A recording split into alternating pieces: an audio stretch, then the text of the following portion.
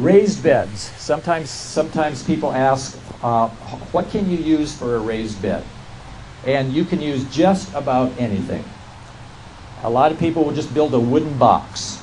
They'll go to Lowe's or Home Depot and buy 2x12s, and they're 11 1/4 inches high. That's plenty big enough for a raised bed. You can put that right on the ground. If you have a wet area, a raised bed might be a good idea because you'll be on top of your wet soil. If you have a slope in your yard, you can level it off with a raised bed and have it level that way. Raised beds are handy for people who are in wheelchairs. They don't have to bend over. Raised beds usually aren't real wide, so you don't walk in them. So you can reach clear across, or at least into the center, and from the other side, reach back from the center into the center. So you're not packing down your soil by walking on it.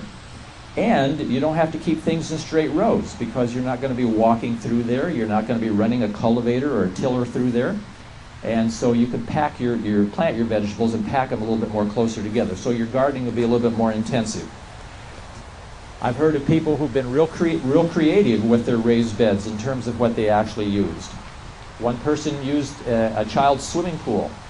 It was no longer being used. They just drilled some holes in the bottom, and that's real important. If your raised bed is some kind of a container with a bottom, drill holes in it. If it's a half whiskey barrel that you want to use, flip it upside down, drill a couple of 1/2-inch holes in the bottom, and then you'll have some drainage. Otherwise, your things won't do very well. I've even heard, you may not want to try this, but I've even heard of people using car tires they planted in. Now, my neighbor has a deal for you if you would like to do that. In fact, I would encourage you to go over there. And you may have a neighbor like that too.